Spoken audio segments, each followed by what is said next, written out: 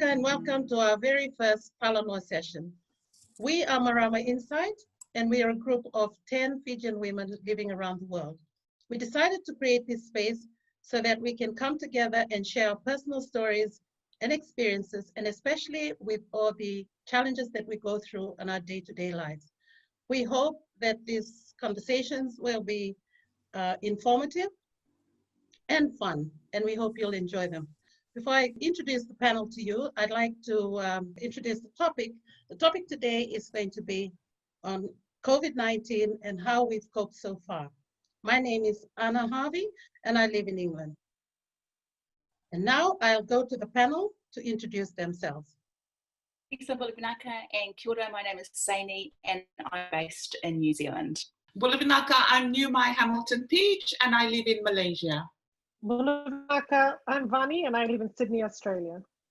Bulvinaaka, my name is Jane Wangahawea and I am in Alice Springs, Central Australia. Isa Bulvinaaka, kia ora, my name is Sally Kandamu. I live in New Zealand but in the UK currently. Bula, I'm Ariella. I'm based in Fiji. Bulvinaaka, I'm Isabella and I live in the UK. Bulvinaaka, everyone. Lavania in Suva, Fiji. Bula and Shalom from Jerusalem. I'm Fine Tangi Ditoka. I'm currently based in Jerusalem, Israel. Thank you, ladies. Now, we all know that we've been impacted by COVID-19, and there have been a lot of changes in our lifestyles, in our lives at home, and with schools closing or closed, industries shutting down, and social gatherings are not permitted. I'm sure we are all impacted in some ways. So this conversation is going to be around how we've coped, and I'd like to begin with Vani. Vani, you worked in a faith-based organization, and I'm sure there are some changes that happened with how your services are affected with COVID. Can you please give us an insight about that? Yeah, when the lockdowns and restrictions first came in March this year, I mean, like everyone else, like no one really had never been through a pandemic before, so we really weren't sure what to expect. But what we had to do was really step up how we changed the way we provided our services to the community. So most of the vulnerable most of the work that we did was through schools, not like working with vulnerable students in schools, running our programs, which when lockdown happened, we couldn't do any more going into the schools in person. So we had to look at how do we engage them online. We were providing counseling services. We had to change that to online. And then really the greatest need that came out immediately after the crisis was the fact that the country really just went crazy with stockpiling of groceries around the like supermarket shelves. Like I'd never seen that before, just nothing on the shelf. Wow. You'd have to drive to 4 or 5 supermarkets to even find any food. And that pretty much affected the vulnerable groups that we were already providing food to through emergency relief services. So, a lot of these families, they can only shop from week to week. But when those stockpiling issues happen, then you have the vulnerable, like the elderly, those who, living in isolation, they don't have anyone to help them with it. They can't afford to be going to the supermarket every day to check if there's any food on the shelves. Sorry, so I guess you had to be very strategic with your, say, the planning and all of those things. Yeah, well, we quickly learned that really the greatest need was food. Like, how do we get food to those who really needed it? And so we sort of shifted into crisis mode, as you would say after a hurricane, where literally we had to buy food items in bulk and then pack them into hampers and then deliver them directly to those that are coming directly to us. But our organization, we partner with other organizations like domestic violence shelters. We found they were literally calling us because police were, some local police stations we work with, because domestic violence cases were just had a marked increase. And so a lot of times the families they're helping, the mothers and children, they're coming basically the clothes on their back, and like they need food, they need, just basic needs really. Yeah. And I feel the first 3 months was full on, like it was, like you didn't really have time to think about COVID, about how it was impacting us, because we were essential workers, so we were out. So we didn't immediately go into isolation like how others would have been impacted. Right. Thank you. Thank you for sharing that. Who I was I was actually in Fiji when COVID happened, and when it was declared a pandemic and the shutdown happened around March, and I left in April. But the major change that I had that impacted me when I was there was the curfew. That was a strange thing, because I was back in Fiji in 1987 when it happened. That was the last time. So I'd forgotten what it was like. So it brought some kind of anxiety. And you talked a little bit about panic buying and things like that. I just like, Ariella, could you share what your experiences were about changes that happened, if there were any that you kind of felt in Fiji? Thanks, Anna. I think for me personally, we continued. I'll talk about work first, because I work for an organization that was keeping us very well informed about COVID. So I already was privileged in that sense, if you will.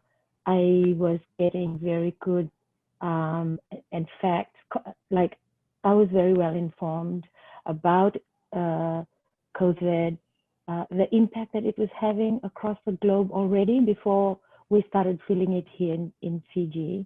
But we continued to go to work. It wasn't as bad as what we were already seeing on social media and on the television news that we were getting. But when it started getting to be, when the authorities started responding to it, because it was beginning to become obvious that this was not going to be something that was like a flu or just something that was going to just happen to others. It's not going to come to us, when we were beginning to get reporting any cases. And then it started, I think, from Tahiti, I think it was that. Then we started getting reports from other Pacific Island nations. For Fiji, work continued for the most part. Some small businesses, I think, were the first ones who started letting their staff off. For us, we then had to work with, get used to working from home, which for me, at a personal level, it was okay, it worked for me. But it was a very different story for my colleagues who had children, because as you can understand, the kids were at home as well. For example, we also had to ask the lady who comes in as a domestic help, that we had to really take this seriously. So we had to let her go too. But I understand from most of friends as well, we kept paying some of the ladies who couldn't come now, not it wasn't their fault. But that was some of the, I think, immediate responses. Then when Vani talked about food, and for us, I think it was more about, it became quickly apparent that we were beginning to be a society that was, experiencing cash poverty. There is also still a lot of food. If you go to the market now, we are buying a lot more. We're paying a lot less for a lot more in terms of vegetables. And that's beginning to be obvious now. But another aspect I wanted to share before was when more and more people started going home and job security was beginning to become apparent and obvious, small businesses were not calling back their staff that they had laid off. For us, I guess, from speaking from my personal experience as someone who managed to always, privileged to still be working, I found also that I was beginning to have to distribute what I could in terms of practical support, i.e. cash. It was beginning to go to more people than families that I traditionally supported. I was paying school fees. For example, most of the support I gave were in school fees. And when I say school fees, but school is free. It's not free in tertiary institutions. So that was one of the, but now apart from the school fees, I was also helping out some family members who I didn't really have to before. But I also come from a region in Fiji that I think, unfortunately, we became too dependent on the tourism industry. And that's another reason why there was a lot more need for this new distribution of cash, if you will, a lot more. We were giving a lot more than before. Or we might have been giving the same amount of money, but it was beginning to get less for some because we needed to, budget stuff. Another thing that came up after that was you could see that communities were helping each other within their own communities. So there were people who were supporting their neighbors in terms of just helping out with food and clothes. It got to clothes. And so in each community, so I became part of a group in the residential area that I live in who were helping out some informal settlements in Suva. And this included food packs. There were some clothes included, and if we were informed of the composition of the family, this would include napkins, sometimes milk, for formula milk for infants. So where we could be targeted. Otherwise, it was general support in that way. Thank you, Ariella. Thank you for sharing that with us. It's interesting you mentioned schools, how the schools were impacted. And I'd like to pose this question to one of the ladies in our panel who has she's an early years teacher. One of the challenges that a lot of parents face was having children to share their space with adults and everybody else at home during the lockdown. And I just like, Nimai, if you can enlighten us on the importance of family through learning. If you can just share some tips with us. Thank you, Anna.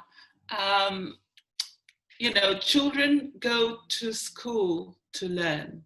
That's where, as well as, especially for the younger ones, up to 6 years, school is very important because it's for social interaction. They make friends. Yes, they also learn, but they learn through play. So all of a sudden, this has been taken away from them. And if I give my personal experience here in Malaysia, it was very difficult as a teacher to transfer that learning online onto the screen, because they like to touch and feel and speak and play up and down the slide or run around the playground. So all of a sudden this space is being restricted to a house, a room, and the parents are their teachers. And in some cases, the father generally is at work. So it's up to the mom to transfer the learning, to be the teacher now. So I have to work through the mom. So parents became very important for us as teachers to help the child with their learning. So it was really crucial to engage with the parents and to reassure them that it's okay, we're all in this together. It's also okay for us. We are finding this difficult as well as teachers because we weren't trained to do this. So we'll all learn together and we'll support each other. So family was very important in the transfer of knowledge to the younger children. That included grandparents as well. And sometimes, it's difficult when you have siblings of different age groups. Their learning is different to the younger ones. And so the parents are divided as well. And I think also there was a balance in home and work, because all of a sudden the parents also had to work at home. So everybody was in this pace at home during the COVID-19 pandemic. So it was difficult, it is still difficult, and we still don't have a solution, but we as a teacher, we're working to change our mindset and to find ways to help the family and the children and the teachers work together. Thank you, Nimai. Yes, I'm sure that Isabella, you'll agree with some of the tips that Nimai is sharing with us. I'd like really to, you've homeschooled your kids for a while now, and maybe the changes that the pandemic brought with home education is not really an unfamiliar territory for you. But what were some of the challenges? And I really like to what I want to get from you is how have you managed the safeguard of children on online learning? Can you please share that with us? Thanks, Anna. With regards to safeguarding our children online, it's something that we've put measures in place with regards to the tools that they use, for example, like tablets or if they access a laptop. So there's apps that we have installed where we can filter the kind of things that they have access to. It stops the access of their laptops and their tablets from inappropriate sort of websites and all of those. Those are things that parents can use and we utilize a lot. But for me personally, that's something that comes after a conversation that we have with our children with regards to setting safe boundaries, because I think sometimes we don't recognize that digital spaces, especially for our young children, are an extension of their personal space. So them recognizing that they can set boundaries from friends, especially, sometimes the interaction between friends on social media, they don't know how to address that because that's their friends. So it's about setting those healthy boundaries with friends, with families, and strangers also. So it's just conversations on understanding how to use the internet safely and responsibly, because we can't be naive to think that our children will never access that or will never go onto those pages. Our children are very inquisitive by nature. For their learning, we've had to utilize it post-COVID-19, through COVID-19, for a lot of the lessons that we might have had face-to-face with tutors. For example, the piano lessons. Both my girls, they play the pianos, and they have a tutor that they would go to once a week. And the lessons are about an hour long. So now, because the lockdown happened and they were no longer able to have the face-to-face lessons, we've had to have those lessons through Skype. And some of the challenges for me was figuring out how to hold the camera, standing there for a full hour while they're playing so that the teacher can see where their hands are on the keys. With regards to my eldest, she's 16, she's preparing for her GCSEs, which is similar to FSLC in Fiji. Chemistry tutorials where she'd do experiments with her tutor. Now she's doing it at home in my kitchen. So things like that. And I have to video it so that she can send it. I have no idea what she's doing. She's burnt my table. So, things I've had to give up because of the lockdown happening, but thank goodness for technology. So there's perks to it that we can harness for our children to be able to maximize their education using it. And then there's the dangers of it, which I think is just a part of learning for us as parents as well, and knowing how to not necessarily monitor it, where you're almost micromanaging them using it, but also just teaching them how to use it safely, because one day they're going to be online on their own and you won't be around to like keep them safe. So they just need to learn how to be safe on a digital space like they would anywhere else. Thank you for sharing that, Isabel. I think it's a very important point. You're talking about something that I very much support. It's the communication. The younger you are, when good communication and effective communication is played out, the better you are in society, in my view. Thank you for that. And I'd like to move on to people that have been affected by their work.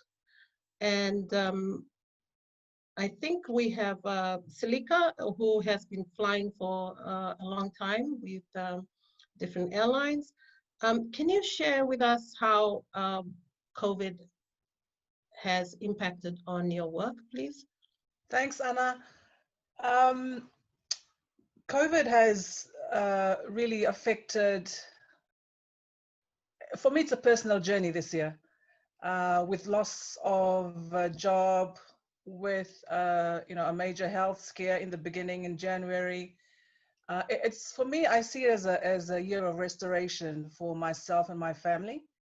And it also has enabled me to actually be here in the UK, to be with my daughter Lisi, Seb, and the two kids. So it has been, a lot of people say 2020 is the worst year, but I have to say it's the best year of mine. So for me, it's a really personal journey in every form. So we lost our jobs, jobs that we loved, and with both airlines, been flying for at least 20 years, and the first airline was redundancy, and so with Virgin Australia. I count myself quite lucky, because then I had to be at home with my mother. We live with my mother, and she was happy that I lost my job because I'll be with her 24/7. That's why I like my long trips. No, I'm just kidding. She was really happy, and that really strengthened my relationship with her. I'm the youngest and always been the rebel from day one. So that really made me strengthen my relationship, mother-daughter, with my brother, Tia, who lives at home. So it was all personal for us. And so when we lost our jobs, naturally we get very upset about losing work. But I'm one of the lucky ones that, some of my colleagues weren't as, they're still reeling through the effects of the loss of work. And I'm able to be here in the UK. I've really worked on my health. For those of you who don't know, I've got a heart condition, which was diagnosed back in January. So it's back to normal function, and I've had to really work on that. I didn't think I would study online, so I'm doing 2 papers at the moment at my own pace. So there's no deadlines for my 2 papers, thank God. So a lot of good things have come out of this COVID for me personally. But I can also relate to what Ariella was saying, the sending of money to Fiji, which has up a little bit in Facebook messages, little things to pay for the electricity bill, pay for this. So, I'm happy to help, if I have it. So that's not a problem. But I found that there was a bit of increase in sending money back home. I think mostly the effects of COVID for me was more on a personal journey. And as much as a lot of things have happened negatively, like from everything, I think I can say I'm one of the lucky ones that I'm able to you know, restore a few things within my family, my health, being here, help others.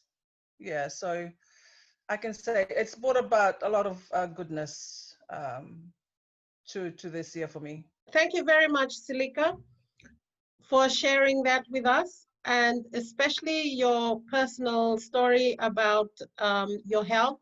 Thank you so much for being candid about the loss of your job and sharing the positive aspects that you've experienced coming out of it. And now I'd like to go to Israel, to Fine. If, you know, what interested me was the lockdown and how people change in their behavior. And one of the things that fascinated me about Israel was this gathering of different people of faith that come to the Wailing Wall or the Western Wall to come and do some kind of pilgrimage or prayers. And you usually see that as a place of some kind of spiritual journey. And Fine, living in Israel, did you see any significant change in the way people gathered at the walls? Yeah, well, thank you, Anna, and to all the viewers. If I can just go back a bit, I started work in Israel April last year. So it has been basically been over a year, 4 months or so that I've been based in Jerusalem. And as you all know, Jerusalem, you know, this is a city in the Middle East that's, of course, located in the Judean mountains between Mediterranean Sea and the Dead Sea, oldest city in the world. And it's considered, yeah, holy to the three major religions, the Judaism, Christianity, and of course, Islam. So back to your question, Anna, the Western Wall is famous. I mean, we all know that this is a Wailing Wall, that a place where all religions gather, but in particularly, this is for the Jewish people and for us Christians, where they all gathered for prayers and even pilgrimage. It's a very sacred place for the Jewish people. And since COVID, or pre-COVID, the place is open 24 hours and it's full of pilgrims from around the world, people that flock in just to come and say prayers there, those that are there for pilgrimage to Israel, and it's always in the bucket list that they visit Jerusalem. And for us Christians, of course, if you've never been to the Western Wall, then you've never been to Israel. So unfortunately, during the COVID, the place was all locked down. And, you know, Israeli government was very strict about these regulations, where we had to adhere to all regulations laid down by government. So even chief rabbis had to announce that to all the Jewish rabbinical, you know, all synagogues. No one is allowed to go to the Western Wall. It was a totally shut down area. So during pandemic, yeah, the whole place, the entire place was closed. But interestingly, everyone was praying in their own place, you know, in their own homes. And that was the most interesting thing. And according to a lot of Jewish people, Israelis that we meet, even Christians, this is something that was always a part of tradition in right from the Bible, in the Old Testament. You can read that, where God had actually commanded that they would gather as a family and pray together. So it was a blessing in disguise, I would say, that, you know, because of the COVID, now families would just come together and pray. So I would say, even though, you know, there's a biblical principle here, the enemy had meant it for us, but God has turned it around for good, for saving of lives. I would say that, yeah. So that's us from Israel, because on the whole, everything was on a shutdown here. And holy sites, holy places will go all closed down. So that was the effect, immense effect that it had on pilgrims. And of course, I've had friends, you know, those that had planned all along to visit Israel, they couldn't because the entire country was shut down. Wow, thank you. Thank you so much for sharing that with us, Vinay.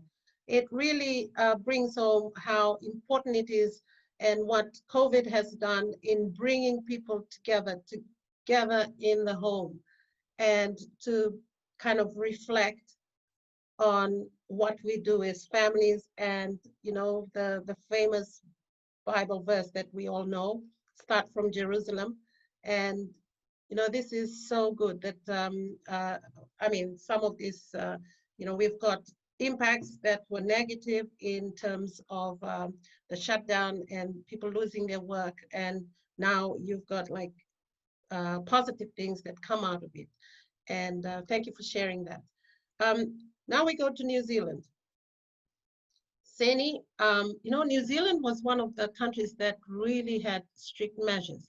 And I remember being in Fiji and, you know, watching the news and see how it was unfolding. And New Zealand was kind of a, you know, the blueprint that the world was looking to, and how your prime minister had dealt with restricting people or fighting this pandemic.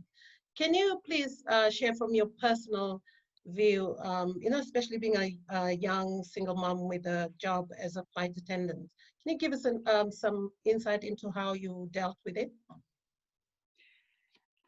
Yeah, so we're currently now in our second wave of lockdown here in New Zealand. So they, you know, the Prime Minister, as you know, goes in quite hard and fast. And it's not hard to sort of look around the rest of the world and see how, you know, we've had quite a positive outcome from that. So as a mother, initially it was really unnerving, but also reassuring, having to see, you know, the outcome that we're having, because with the numbers, if we weren't going into lockdown, it was inevitable that if we didn't have that full on sort of, if they didn't take that action, people that we knew quite personally would be impacted by COVID. So I think although it was something that we were expecting, it still came as a shock.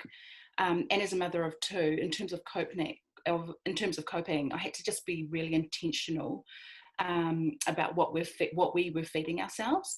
I like the children to know age-appropriate truths and to encourage them to speak to me about how they're feeling. I like them to be informed and find ways to, you know, for them to prepare for change. But I'm also wary of not overwhelming them. And during the pandemic, that meant turning off the news at times and finding ways to encourage and reassure them a bit more than usual. For myself, you know, I love leaning on the word, and that pretty much was the biggest anchor for me as a parent. And as a single parent in a pandemic. So it was hugely about being intentional. We went from being real time poor to being time rich, and how we filled our time during that pandemic was really, really important. So we had to keep routines, but on the same note, as much as keeping routines, like having to be flexible. So in terms of school, like I'm fortunate with the ages of the children. I've got a 12-year-old son and a 15-year-old daughter. So for my son, I had to go with how he felt. Thankfully, he enjoys school, but I had to ensure I incorporated things that were active and had to really pour in lots of attention and encouragement with him. My 15-year-old daughter, she's pretty good at setting routines, but even that, she still had to level up in terms of self-managing. And because it's quite a full-on year in terms of assessments, you know, we were on the one hand, it was great for her rest and not having to get up super early and catch the bus. But then on the other hand, there was that element of having to make sure that she was staying on top of her work and also maintaining something that in this new normal was balanced. But we were quite fortunate living, you know, in New Zealand. The Ministry of Education and the schools made every effort to ensure that there were lessons, that children that didn't have devices had devices. But, you know, everyone was sort of going through it together and trying to work out what it was. And I guess for me, it was really, you know, we've touched on that. It was a real awesome time to have conversations that I know I wouldn't have had with the children had we not had this time to slow down. You know, I had conversations with my son, both of them individually, that had we not been given this opportunity to slow down, that we ever would have had. I would have been either working And in terms of work, I got made redundant as a flight attendant. So, you know, that was a beautiful journey for the children to sort of see that we were praying, hoping for an outcome that didn't play out. But then to be open with my emotions and for them to see and know, and real good sort of real experience for them to know that even though it wasn't something we were praying for in terms of being made redundant, you know, God is still good. And then just with the way it turned out, 3 weeks after sort of that emotional roller coaster, I got offered my job back. So there were 1,500 job losses in New Zealand. And just because of, I was an Auckland base, and because it happened to be on the aircraft that I'm on, I was one of 40 people to get offered their jobs back. So for the children, it was awesome for them to see, you know, like we can pray for things don't always pan out, but we continue praying and things do turn around. But yeah, it's just, I think this has really taught me about being intentional and really staying connected. And I think that's probably been the pinnacle in terms of helping me get through it. Thank you, Sini, and congratulations on getting your job back. And I'm very proud of you. Now we go to Australia. Jane, you live in one of the most remote parts of Australia, Alice Springs, and you have a lot of interactions with the local Indigenous people, with your granddaughter being Indigenous. Were there some of the significant changes in their lifestyle or generally in your community that you can share with us? Thanks, Anna. Maybe I'll just quickly share on where I live. That will give you some context on the effects it has had on the population here. So I'm in a transient town in Central Australia. Our population varies between 24,000 to 25,000. And it is remote. We are 1,500 k's away from a major city and 1,200 k's away from the ocean. But, you know, just because we are remote, it hasn't meant that COVID hasn't affected us. It has in different ways. So on the onset of COVID, I was working at the local hospital. And then, you know, you get to experience the changes firsthand. Information started coming in, you know, we started taking precautions, and processes and plans, you know, started to happen. I think we all anticipated the worst. You know, we moved furniture. And one thing that happened, posters started going up. And there was this one particular poster that went up. I think I didn't take much notice of it, but it had, the message was for the Indigenous population, and it had something to the effect of, if you want to go home, you better hurry. You know, like time was running out. It was something like that. But anyway, the town is quite unique. Unique in the sense the Indigenous population and the culture is quite strong here. And in those ways, you know, I always tell my daughter, it's small and strange, because when something is happening, you can sense it in the atmosphere, yeah? And there was this particular day where my daughter and I were driving, and she said, you know, is there something happening, Mum? And I said, oh, and then I thought of the poster, because we could see people lugging their bags, and there was a hurried pace, and there was some sort of urgency in the air. And then I told her, you know what, I think the time frame for our Indigenous brothers and sisters to return to the homeland is quite short. That's why there was, you know, some kind of urgency in the atmosphere. But, you know, that poster was a directive urging our Indigenous population to return to the homelands. So historically, our Indigenous people, they had nomadic lives, yeah? And in current days, they still have some level of, you know, their lifestyle is still transient and mobile. So, they weren't directing people to, like people specifically indigenous to go back to their homelands. These were people who were coming into town for medical purposes, and who were just coming into town because of that transient lifestyle. So they were the government was trying to get them to go back home. I can understand what they were doing to try and avoid the spread of the virus. But at the same time, considering, it's complicated, considering the transient life, where is home for them? It could be, your mother's homeland, your dad's homeland, or so on. And anyway, I think the government understood the epic proportions of that decision that they have made, because in April they had announced that there was they're giving 123 million to that was for targeted measures to help with businesses and communities, yeah. And out of that number, 10 million was going towards helping people go back home. So, I've got an Indigenous granddaughter, and her family were affected also. They could only come in with a permit because we had checkpoints in different places. But some of these Indigenous people are quite smart, because the government only knew of the main roads. They had back roads where rest of us didn't know, so they're able to get into town for silly reasons.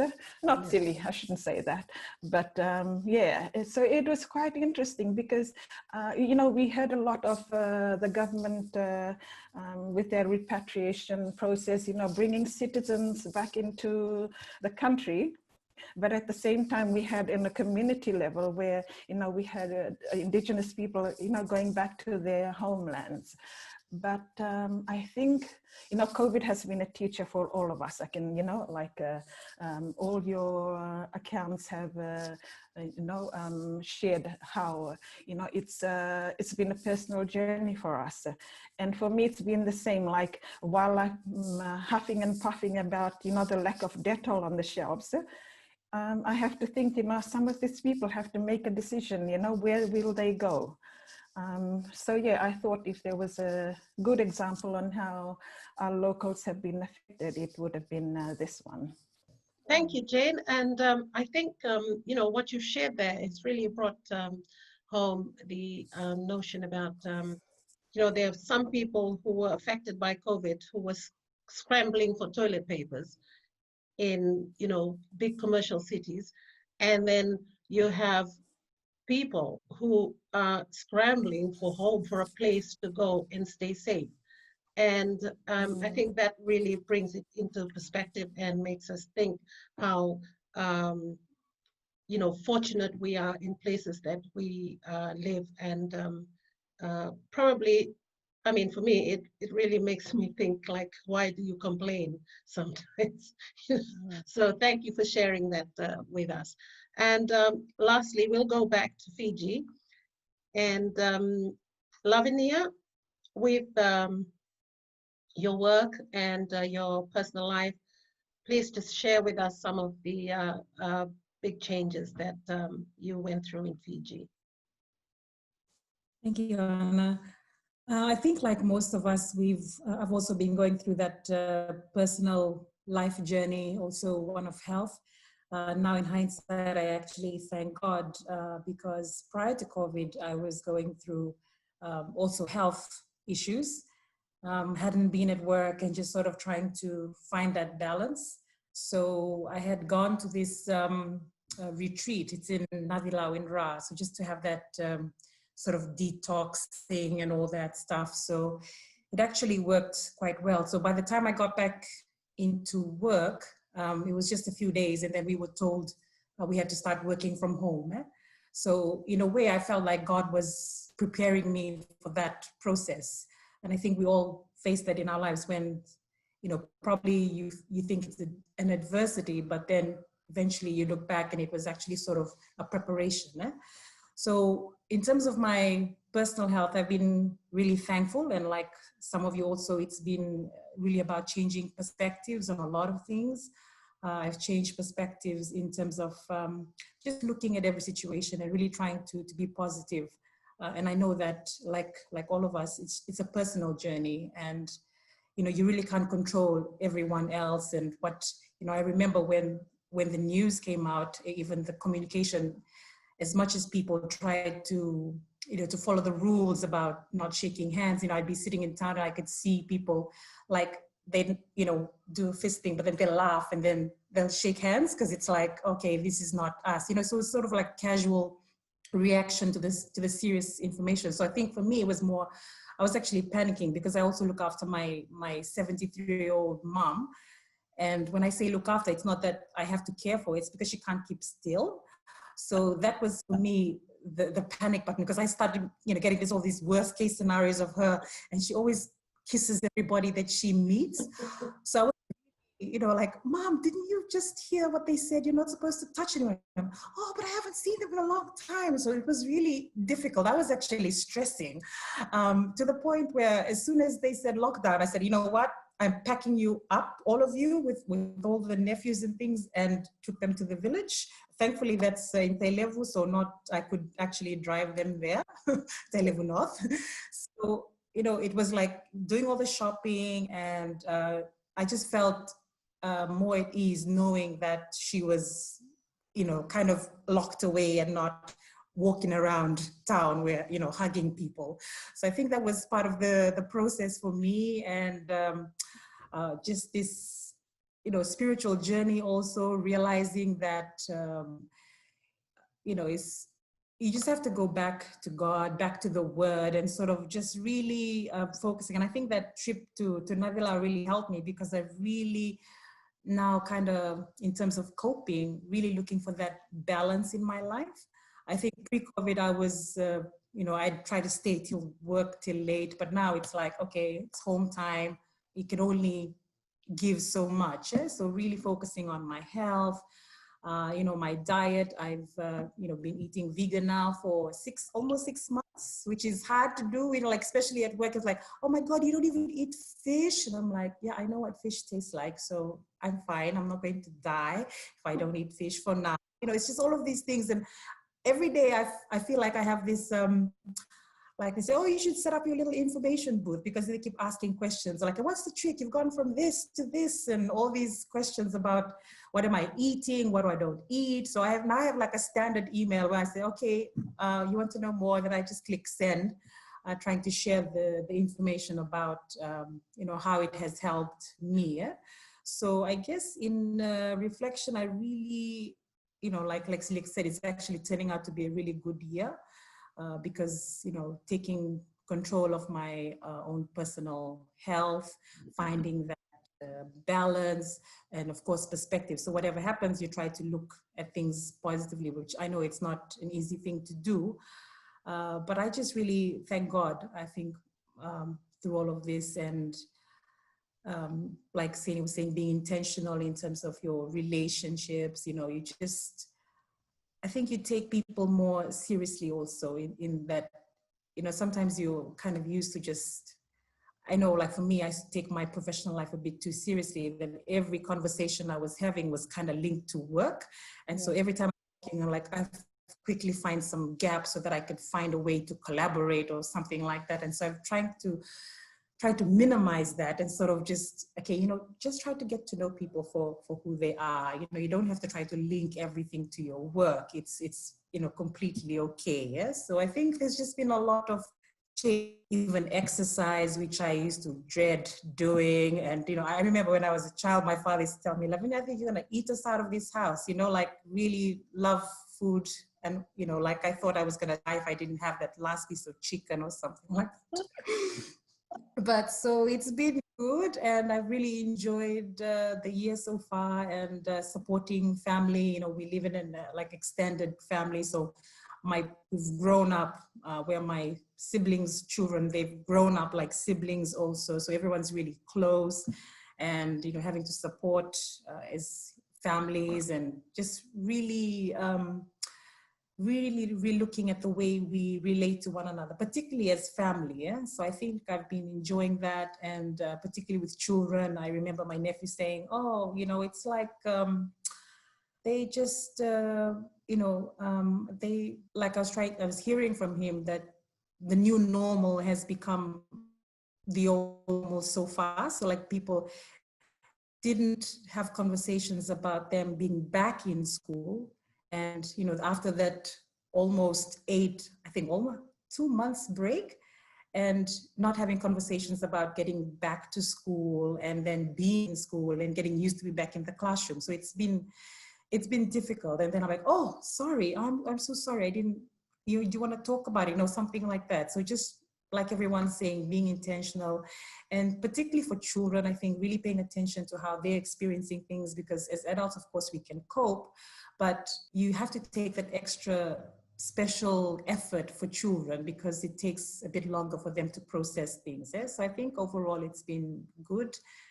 And yeah, so just balance, I think, is one of the key things that I've been working towards.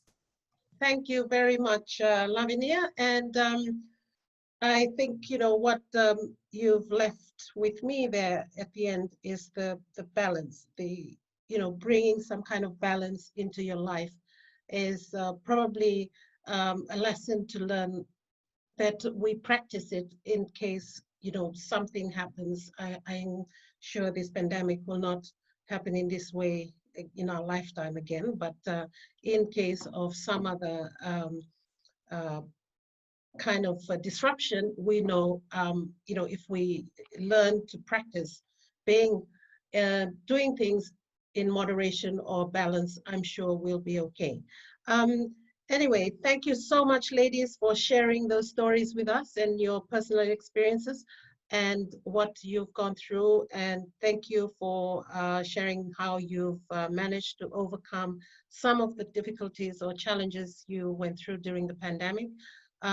Things are looking up, as we all know. I think, you know, as soon as a vaccine is found and being available, the flights will open up again, and you know, and hopefully people will go back to their jobs, and you know, children are going to return to schools in the UK. I think in September they're looking at, is that right, Isabella? September,